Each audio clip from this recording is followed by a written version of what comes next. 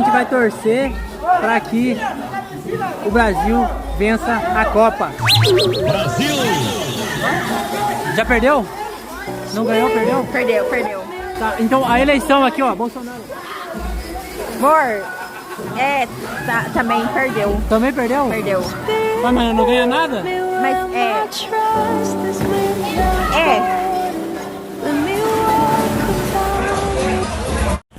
Olá a todos, então após essa breve introdução aí, eu queria estar esclarecendo que este vídeo no total é uma introdução ao meu canal, que por si é uma divulgação do meu livro sobre desejos. O livro vai ser lançado daqui a uns 3 anos, eu venho escrevendo ele desde os 16, inicialmente era sobre um conceito maior, depois dividiu-se em 3 livros, agora ficou só em um, que é o desejo, então vai ser um livro bem maciço, bem grande. Eu desde sempre compartilhei a parte interessante dos estudos e não a parte maciça. Com este canal, com o livro dos desejos, não será diferente. Eu vou compartilhar a parte interessante e a parte maciça se encontrará só nos livros. Tá quase acabando o dia, mas hoje foi meu aniversário. E também esse outfit é por causa da Copa do Mundo, né? Conforme eu mostrar a tela aqui do PC, vocês vão entender por que eu tô com esse outfit, por que eu não tô mostrando o rosto completo, etc. Né, que eu vou mostrar a estética que eu vou aderir nos vídeos, ok? Vamos lá então? Bom, vamos lá então, talvez seja com áudio chiado ou algo assim, mas é porque tá muito calor, também em fase de verão aqui, e tem que estar com o ar, com o ventilador, com o climatizador, com alguma coisa ligado, né? Senão eu vou desfalecer aqui de calor, né? Vamos ver. Eu acho que vou começar explanando o último dos livros, que é o livro dos remorsos. Tá aqui na tela. Remorsos aqui, eu queria colocar inicialmente a ideia de arrependimento. O que seria o arrependimento? É o side effect, o efeito colateral do desejo. E dá tanto assunto que caberia um livro pequeno. Então pensei, por que não juntar, já que é um livro pequeno, com o livro dos desejos, né? Com temática árabe aí, né? Meio arabesca. Mas o livro dos desejos, para ele ser compreendido, como eu cheguei em tais conclusões, eu precisaria antes apresentar este daqui, ó, que é o livro das certezas, que foi o primeiro livro. Como tudo começou então? Com o livro das certezas. Em 2016 eu li Descartes. Para estudar francês eu acabei chegando a Descartes, que é um filósofo, mas é um filósofo simples, né? Eu sempre tive interesse em filosofia e decidi ler Le Discours de Maître. E no discurso ele propõe que a gente faça esse exercício, o exercício da dúvida. E com o método da dúvida eu consegui tirar conclusões apropriadas. Fiz um vídeo sobre elas, mais ou menos meia hora, mas percebi que ele era muito valioso. Eram conclusões muito valiosas para deixar naquele vídeo, ainda mais naquele canal abandonado que eu já vou mostrar para vocês, que é esse aqui. Então eu decidi fazer um artigo, alguma coisa. Mas escrevendo esse artigo eu comecei a buscar mais fontes, referências, e elaborar, e vi que era demasiado conteúdo. Então decidi que sim, seria um livro. Então este é o primeiro livro. Só que, escrevendo sobre a certeza, eu percebi que havia algo como se fosse um laço, um fio, que interligava todas as certezas. Que sem este algo, nenhuma das certezas poderia ser apresentada em primeira mão. O desejo, a vontade, pelo menos de saber, ou a vontade de descobrir. E comecei a me aprofundar mais nessa ideia de vontade e desejo. Logo eu percebi que o livro seria mais sobre desejo e vontade do que sobre certezas, já que todas as certezas vinham do desejo e da vontade. Então este livro começou a ganhar foco. Ok, o livro dos desejos. Bom, então com 17 aí eu comecei a escrever o livro dos desejos e parei. Porque com 18, 19 e 20 eu entrei no quartel. Com 21, já nesse ano aqui, no finalzinho, eu saí. Bom, então é isso. Com 18 eu entrei pro quartel. Lá minha mentalidade mudou. Foquei um pouco mais no material e também comecei a observar as pessoas. Eu vi que muita gente pulava fases da vida. Sempre foi uma coisa muito importante na minha concepção. Você vivia a vida como ela é, as fases. E eu também não tinha vivido nada. Tem gente que entra lá e já casa, porque você estando lá, enganjado e tal, te dá uma ideia, uma percepção de segurança, de financeiro. Então você acaba por casar. Se você já tem uma namorada, por exemplo, você casa. Se você arruma uma namorada, ela vai querer casar. Eu comprei um carro grande de família e foi isso que quase me aconteceu. Então eu comecei a tentar viver as fases da vida. Isso também seria útil para o livro. Como eu farei um livro das certezas, elaborado, sem nunca ter experienciado tantas coisas na vida, né? Não precisa ser tudo, mas sim, pelo menos, cada fase. E a ideia de publicar esse livro é somente quando eu terminar essas fases da juventude, pelo menos, e entrar na fase adulta. Já estou a caminho, já estou indo morar com a minha noiva.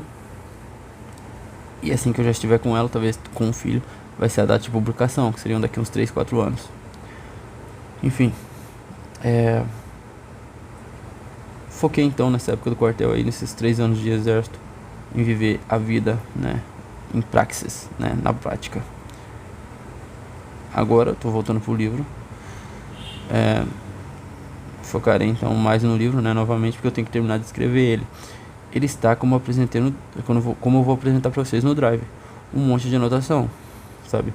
Algumas de páginas, alguns capítulos prontos, mas ainda assim é um monte de anotação. Eu não consegui listar as referências, eu não consegui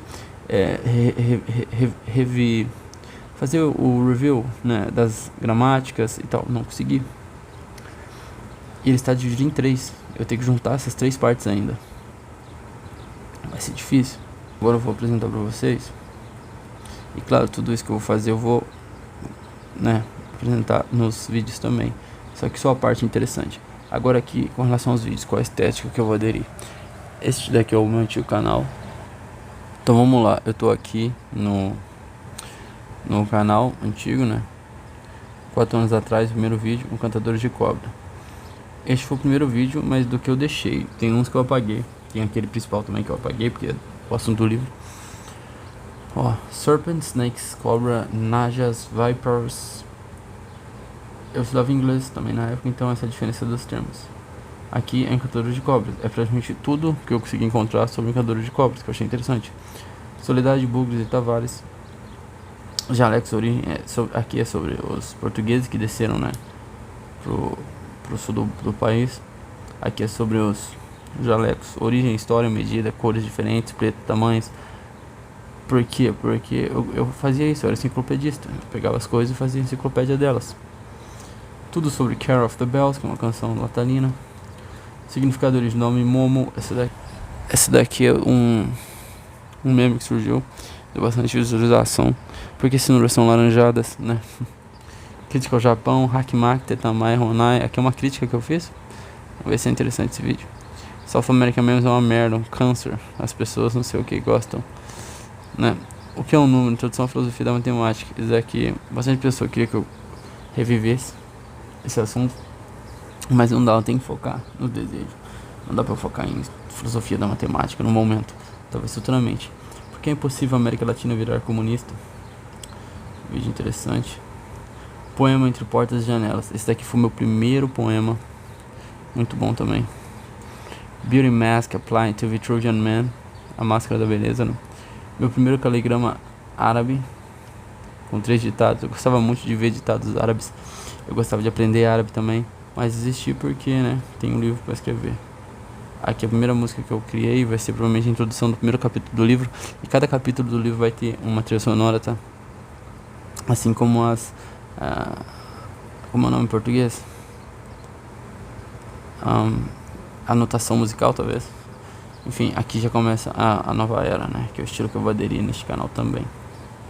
Então vamos ver esses vídeos. Encantadores de Cobra, vamos ver primeiro. Na Índia, os encantadores de cobras existem desde os primórdios da história. Além de serem citados na Bíblia, há evidências da presença deles no Antigo Egito, Índia, Paquistão e países vizinhos. Eles atuavam viajando de vila em... Eu vou tirar o chiado do áudio que eu tô gravando agora, então provavelmente eu vou tirar o do vídeo também, mas tá bem chiado. Esse é um dos principais problemas meu, não ter qualidade sonora nos vídeos. muitas vezes nem imagética, nem de imagem. O bandana, usada geralmente pelos japoneses para representar coragem e bravura. Suas cores mais comuns são branco e vermelho, em associação à bandeira do Japão. Esse tipo de bandana é usado em diferentes ocasiões e pessoas, como torcedores esportistas, mulheres em processo de parto, estudantes, trabalhadores. Vento, em referência à primeira e mal-sucedida invasão mongol no Japão, que foi impedida por um tufão, ou seja, por um vento divino. Às vezes, placas ou correntes de metal foram adicionadas ao hakimaki para fornecer proteção adicional contra golpes na visão, assim como os escudos medievais. A cultural surgiu no Japão, pois é uma ilha pequena, onde as pessoas vivem muito perto umas das outras, e para evitar conflitos é necessário o uso de máscaras sociais. O hakimaki mostra bem o conceito japonês de tatemai, onde é mais importante parecer que você está trabalhando duro do que realmente trabalhar duro. As pessoas olham e dizem: olhe para essa pessoa, ele está usando hakimaki, então deve estar trabalhando muito duro. Pronto, caso encerrado. Na cultura japonesa, é suficiente e encorajado julgar livros pela capa, e apenas pela capa. As pessoas não são julgadas pelo que realmente fazem, mas como óculos, corte de cabelo e maleta. Eles basicamente têm permissão para folga e até dormir em suas mesas. O hakimaki é apenas uma versão anterior do terno e gravata, com um aspecto nacionalista e imperialista, acrescentado porque muitas vezes o texto escrito no hakimaki é dessa natureza. Em resumo, o hakimaki existe porque no Japão não basta só você se empenhar em uma coisa, você precisa colocar uma faixa na testa. Olha só que interessante. Eu tinha esquecido dessa conceptualização aí. Essas ideias aí, essas críticas, provavelmente eu peguei de algum grupo no Facebook que eu conversava muito, discutia muito, ou comentário de algum site, algum fórum que eu vivia indo, comentava muito, discutia, lia, aí tirava ideias, né, que eu achava interessante. Mas olha só, acho que eu vou comprar uma testeira dessa pra mim aí, um hakimaki, porque eu gostei sim, hein? Eu tô tranquilo com essa ideia de mostrar que tô trabalhando sem necessariamente trabalhar. Eu adorei, na verdade. Adorei. Vamos ver o próximo então. Impossível América. Esse aqui também não lembro. Por que é impossível?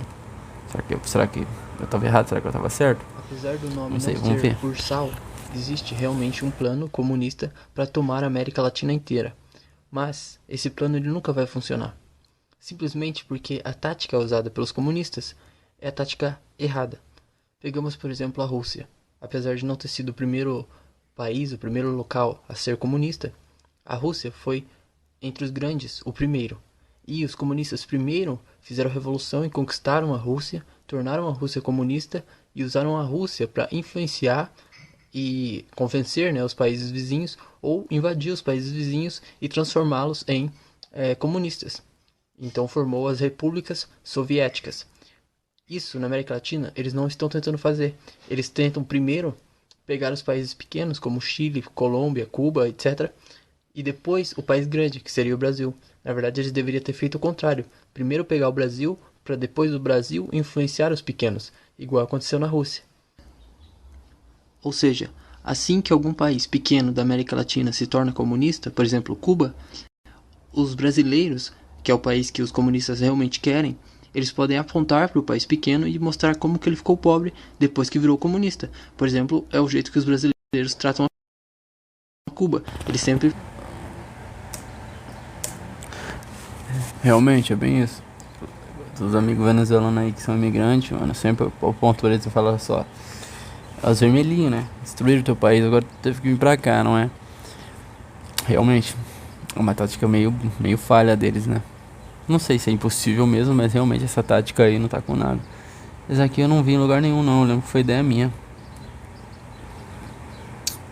Uma observação sociológica minha, né? Ensinando os comunistas aí a como fazer revolução. Bom, então vamos lá. Agora sim, esse texto, esse poema, foi o primeiro que eu escrevi. A professora pediu para que eu escrevesse, então eu fui lá e escrevi. Eu estava no primeiro ano do ensino médio. E porque eu reprovei bastante, tá? Na escola eu não fazia nada, eu reprovei acho que 3 anos. Fui expulso, troquei de escola, briguei, apanhei, voltei, desisti da escola, terminei depois numa prova do governo aí, em Seja, acho que é, com 18 anos, aí comecei a faculdade já, sabe? Eu pulei a etapa da escola porque realmente não me importava. Mas claro, né? Sempre fui inteligente. Neste caso eu vibrei um pouco acima da média, né? Porque era um poeminha e eu fiz um poema que na minha visão é perfeito. A minha definição de clássico é quando você revisita algo sempre e sempre tem algo a acrescentar. Então, sobre desejo, eu sempre estou revisitando Descartes, eu sempre estou revisitando Platão, Aristóteles, por quê? Porque eles são clássicos. Sempre quando eu for lá, se eu tô com desejo na mente, se eu tô com minha ideia é estudar a metafísica, se a minha ideia é estudar o sofrimento, sempre quando eu revisitar esses caras, eu vou ter algo a pegar deles. Então esse é um clássico, né? Essa definição de clássico. Esse poema aqui pra mim é um clássico, porque sempre quando eu ouço ele, eu reativo alguma memória, eu reativo alguma motivação, ou eu penso diferente sobre alguma coisa. E no final ainda eu explico, né? Como sempre, chatão, enciclopedista chato. Tem que explicar, tem que dar referência, tem que... em tudo, né? Então vamos lá. Vou dar o play. Entre portas e janelas. Feche a janela e escancare a porta. Não se iluda com a paisagem florida. Não se iluda com o vento que levemente balança as árvores, porque da porta para fora, ao pisar na terra onde nascem as flores, perceberá que a terra é dura e suja. Ao sentir o vento, perceberá que ele é gelado, que bagunça seus cabelos e causa arrepios. Perceberá que paisagens são feias, mas que tudo é paisagem. Feche a janela. Feche a janela e tranque a porta. Descubra que a felicidade não é algo distante no horizonte da paisagem, mas sim algo pequeno, um detalhe, aqui no lado de dentro do quarto. A felicidade não está lá fora. Não busques lá fora o que está dentro. Ouça o silêncio e verá que não há nada nele. Descobrirá que a arte de ser feliz não consiste em buscar novas coisas lá fora, mas sim em olhar as coisas de dentro com novos olhos. Cada objeto é um pequeno milagre, cada detalhe é complexamente simples. Abra a janela. É tempo de abrir as janelas. Aprecie a paisagem. Aprecie a noite até o brilho das estrelas refletirem e brilharem dentro de você. Não se assuste com a chuva. A chuva sempre parece uma tempestade pela janela, mas lá fora só garoa. Abra a porta.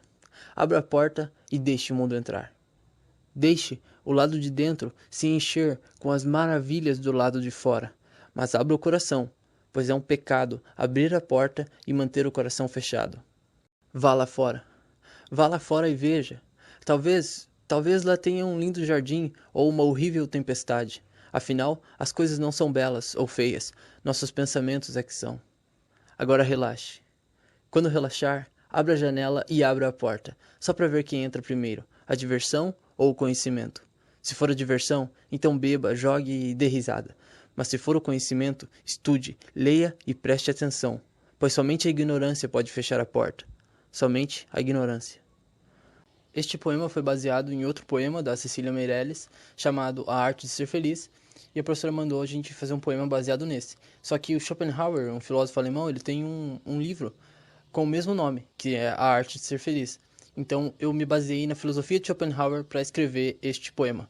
Já no comecinho, o narrador está dizendo para a pessoa que está dentro do quarto, para a pessoa parar de se iludir e ficar olhando pela janela como se a paisagem fosse algo bom, porque se você ir até a paisagem, você vai pisar na terra, você vai sentir a realidade e vai ver que a realidade não é tão bonita quanto parece. Então a gente tem que parar de se iludir. Já na segunda estrofe, o narrador diz para a pessoa não ficar desesperado, né? Tipo, você não pode ir lá fora, mas você pode achar a felicidade aqui dentro do quarto, sem precisar ir lá fora. Então ele começa a dar indícios para a pessoa procurar a felicidade dentro e não fora, etc. no segundo estrofe. Já na terceira estrofe, ele diz para a pessoa ir para fora. É como se o narrador tivesse mudado o pensamento dele, sei lá, ele falou para a pessoa ir para fora, para a pessoa procurar a realidade lá fora, sabe, encarar o mundo. Então, mas não é só para a pessoa abrir a porta para o mundo, mas para a pessoa também abrir o coração, no sentido que para liberar os sentimentos do coração para o mundo. Isso é uma analogia, claro, que então você abrir a porta para o mundo seria você deixar o mundo te influenciar, seria você aprender as coisas do mundo, deixar o seu pensamento deixar o mundo tomar o seu pensamento, mas você também criar coisas para o mundo. Você influenciar o mundo também e não deixar só o mundo te influenciar.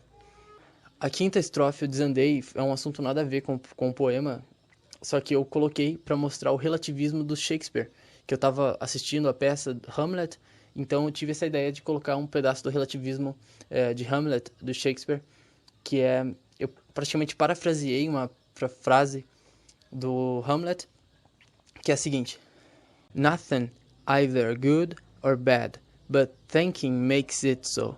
Que significa nada é bom ou ruim, mas o pensamento faz isso, sabe? Não faz sentido literalmente, mas é mais ou menos isso que ele quer dizer. Que quando você vê uma coisa ruim ou uma coisa feia, aquela coisa não é ruim ou feia em si. É a sua moral, os seus costumes, o seu pensamento que vê aquela coisa como feia. Por isso que você pode ver alguma coisa como feia e outra pessoa vê como bonita, sabe? É o que a gente acha da coisa que transforma ela em boa ou má, moralmente e beleza também, enfim. E não a coisa em si. Então é um relativismo total, né? E eu praticamente parafraseei ele aqui. As coisas não são belas ou feias, nossos pensamentos é que são. É praticamente a mesma coisa, só usei outras palavras e adaptei ao poema. Já na sexta estrofe, é tipo para você relaxar. Porque não importa o que você vai emanar para o mundo ou o que o mundo vai te mandar. O importante é que você saiba o que você tem e aceite o que você tem e não busque outra coisa. Por exemplo, deixa eu usar um trecho para exemplificar. Se for a diversão, então beba, jogue e dê risada. Se for o conhecimento, estude, leia e preste atenção. Quer dizer, se você tem talento, se você tem habilidade para fazer coisas de diversão,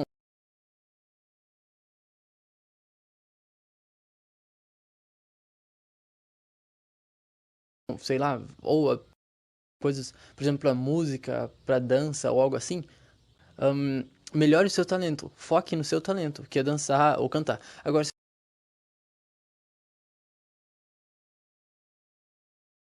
o seu talento for, sei lá, ser um professor ou um intelectual, você tem que melhorar o seu talento como professor intelectual. Você não tem que ficar procurando outros talentos ou ser bom em tudo. Não, acho que você é bom e se esforce para ser o melhor possível nisso, que você já é bom. E, claro, não ignorar, porque tem dois opostos. Ou você vai querer ser bom em tudo, ou você vai desistir e não vai querer ser bom em nada. Mas, no final, eu digo para você não ignorar.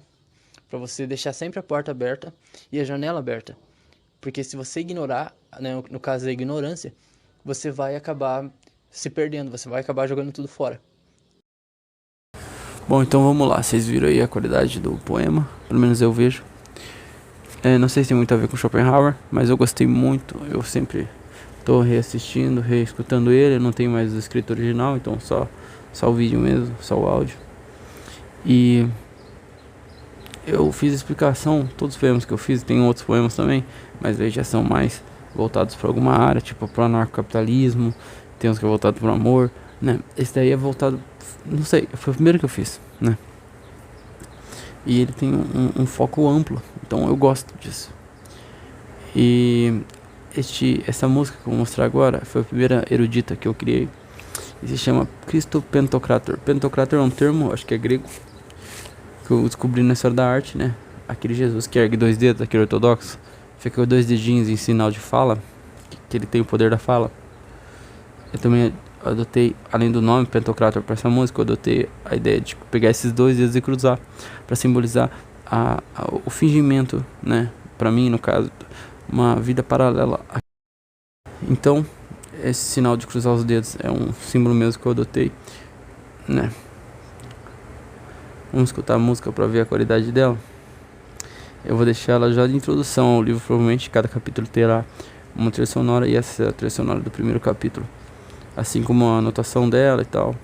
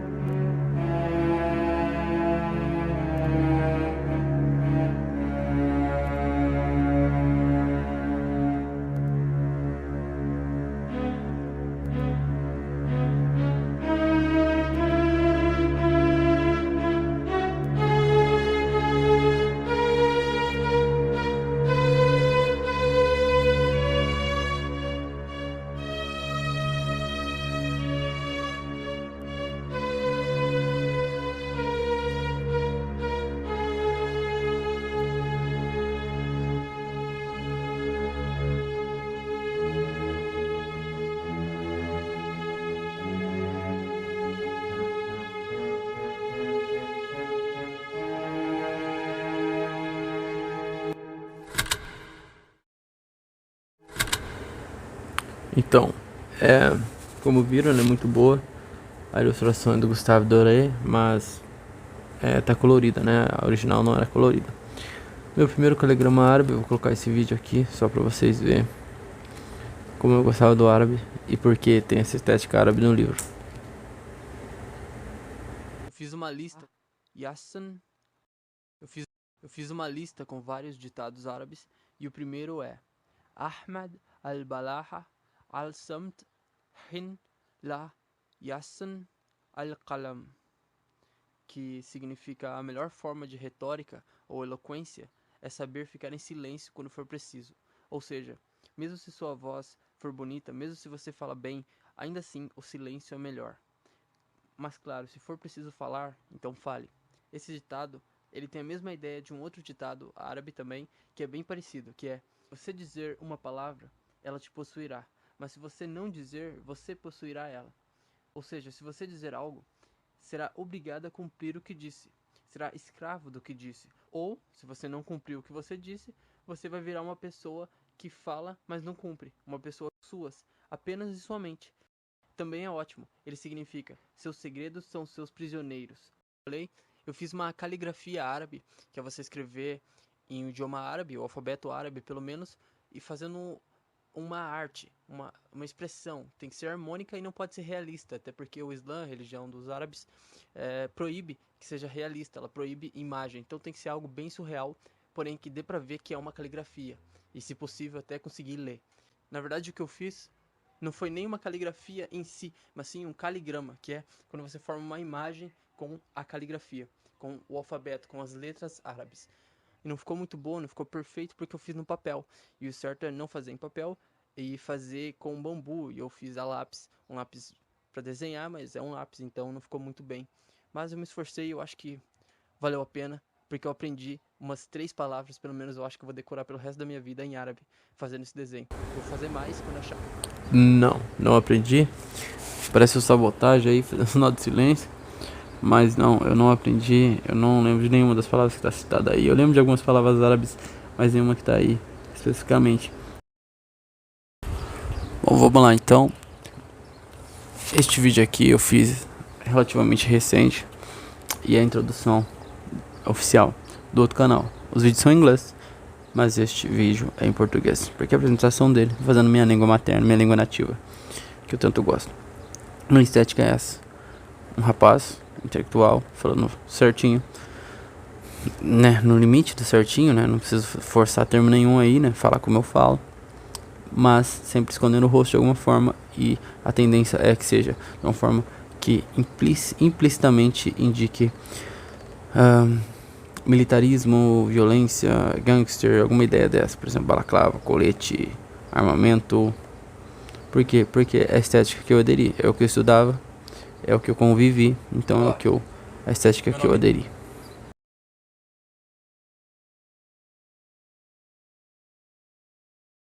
Olá, meu nome não é Oliver e esta é a apresentação do canal. Eu tenho essa conta há algum tempo já, mas só agora postarei meus estudos de forma séria e periódica. Os vídeos seguirão 3 pilares. Na base, no primeiro andar, teremos vídeos relacionados ou paralelos à faculdade de filosofia. Ou seja, se na graduação eu estiver estudando determinado filósofo, farei vídeos deste determinado filósofo. Por isso os vídeos acompanharão a matéria, trimestre ou semestre, e a vantagem é essa, porém a desvantagem é que não poderei ser muito fundo nesses estudos, já que acompanharão a data de início e término de um acordo com a faculdade. No segundo andar teremos mini documentários, notícias,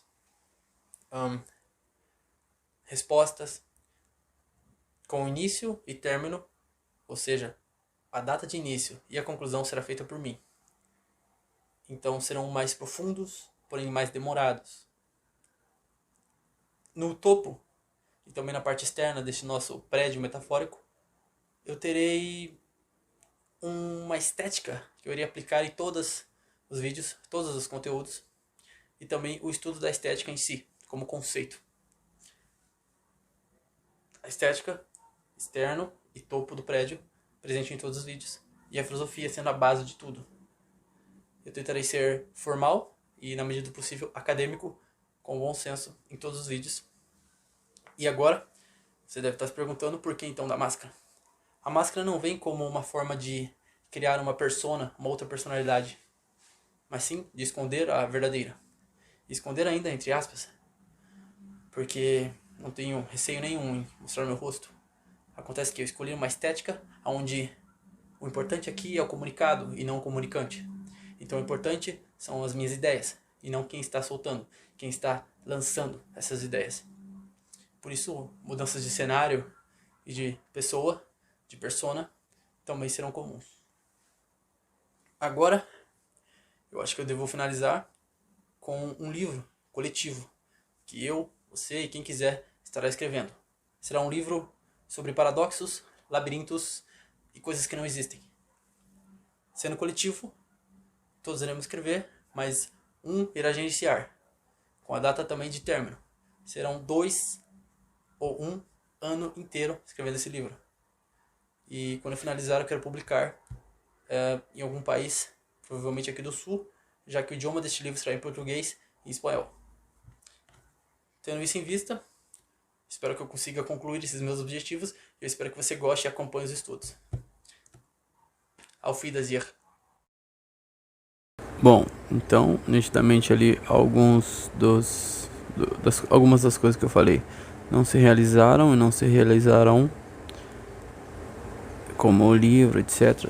Porque o meu foco vai ser cada vez mais, e a tendência é essa, eu cada vez mais focar no livro dos desejos, né?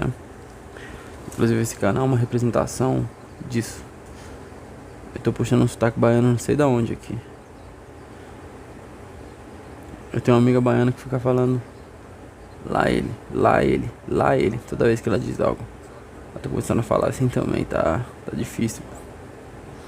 Enfim, os outros vídeos todos têm essa mesma estética. Eu vou apresentar, eu vou abordar esses vídeos depois. Mas eu vou apresentar então só mais este, que foi uma época que eu fiquei desempregado. Eu não consegui pagar a faculdade e meus vídeos, como sempre, são pautados nos assuntos da faculdade, né? Então eu fiz um explicando por que não teve vídeo, etc. Em inglês também. E eu falo bastante sobre outros assuntos importantes da minha vida. E como esse vídeo de introdução é focado na minha vida e no livro, a relação entre eles é de grande ajuda vocês compreenderem este vídeo. Tá em inglês, mas o inglês fácil é inglês errado e tem legenda, então não vai ser difícil vocês entenderem. Vamos lá. Hello guys, it's Oliver again, and today's video have no plot because I took my subject out of school and I am not at school anymore. I am suspended because I had no money to pay it. And I had no money because I have no job. Well, I think I'll talk about my life for a moment. I'm writing a book. Very important book. I started when I was 16. It was about desire. Now it's about facts, truly things that I think that is really sure, that is true. Desire as a volunteer, a thing that is magnetic or something like that comes from necessity. And regrets, remorse. Well, I was 16, so I knew it was I was too immature to write about those things, so I just kept my life going on. And with 18, I joined the army, and I was a soldier for some years, until this year, the beginning of this year, when I suddenly doesn't matter the reason, but I left the army and I start finding a job. And thanks to my girlfriend, who I love, I found a job as a cooker. So I think if God wish, I will pay the school again, and I will come back to my videos and my studies.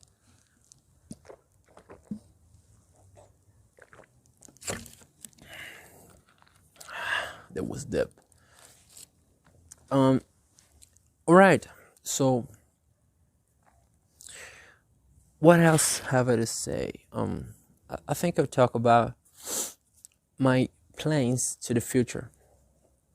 I want to write those 3 volumes of a book, and those 3 volumes will take 6 years or 10 years of my life, since now. Then I want to focus on suffering. I want to be a philosopher of suffering. The first kind of suffering I will study is the suffering caused by drugs. I have one brother who is in cage right now because of drugs. He was a drug dealer, and he was condemned. He took I don't know the word, say it, condemned. He took, or he was sentenced to 20 years of prison. A lot of times he's still in cage.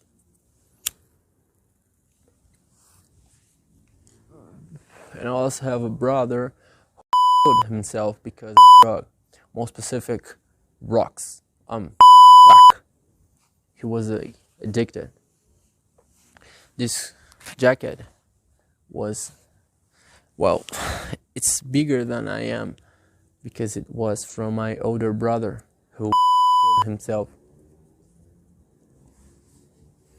That's pretty sad. And it motivates me to study drugs.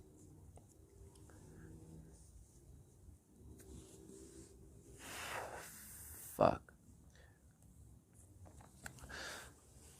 The next thing I will study is the war in Middle East, the Arabics, or at least the Arabic-speaking people who are always, since I was born, they still in war. I mean, battle is part of the generation, and I will study it.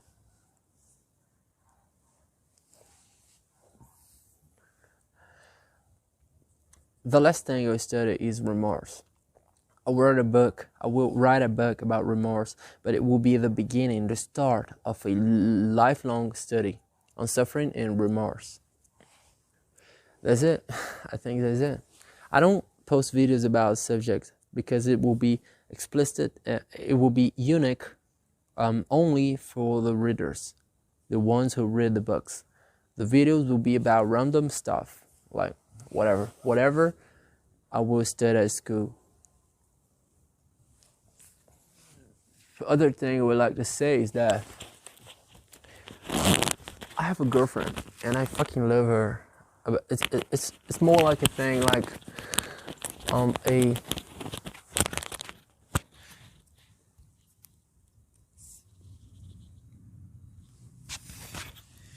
young thing. Like, we're both young. She's even younger than me. But we're thinking about living together, like forever.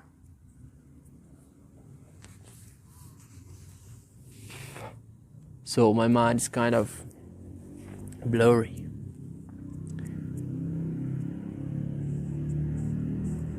Oh, another thing is important to say is that I really don't know how to record videos.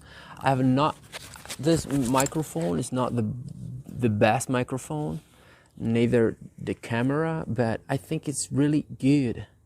I think it's really good to start from some point, because one day I will do I don't know how to say it in English, but post-graduation in journalism. So I'll be more interested in the subject of cameras, microphones, and stuff. journalist because to study violence, I don't want to study violence like only academically. I want to study violence at present. For example, hypothetically, the war in Ukraine, the Ukrainian war. I don't want to study the Ukrainian war. I want to study the Ukrainian people, or more specifically, the Ukrainian person who suffered the war. I want to focus myself on persons, on people, on individual. I'm totally anti-communist, as you see. I used to say that I am too young, but I'm not anymore. I just talked about my girlfriend. She's not only girlfriend anymore. I mean, I'm not that kind of teenage anymore. Now my girlfriend is most likely to become a wife. That's a big thing, big stuff to think about.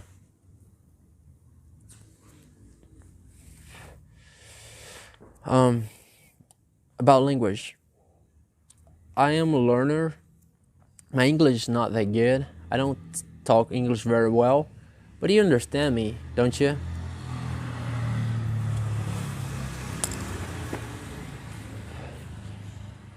And I'm learning German and French. Spanish, I already know it. And it's pretty hard. When I was younger, it was kind of easy. Now it's pretty hard. I don't know if it's because I'm reading Hegel or Kant, but it was easier when I was younger. Now it's harder. I think that's it. That's it. Why I do my videos in English? Because actually, I want my videos to be eternal. My videos is kind of life documentary, documents of my life, and I want it to be eternal, forever, last long. So I do it in English. It's also a way of practice. Kilmer, pode falar. Vamos então. Pode parar de gravar.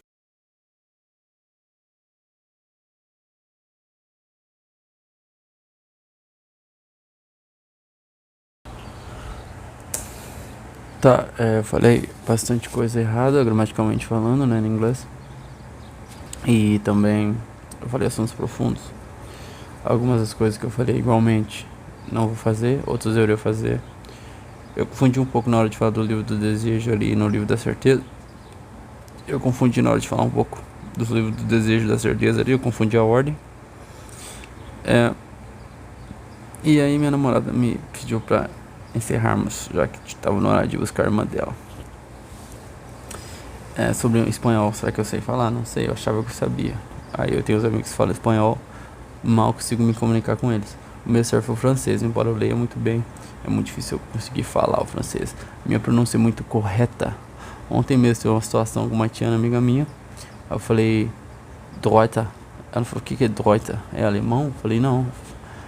É direita, né? Ela disse, não, é droit. Eu falei, droit. Dela, não, droit. Eu falei, droit, sem o R. Dela, sem o R.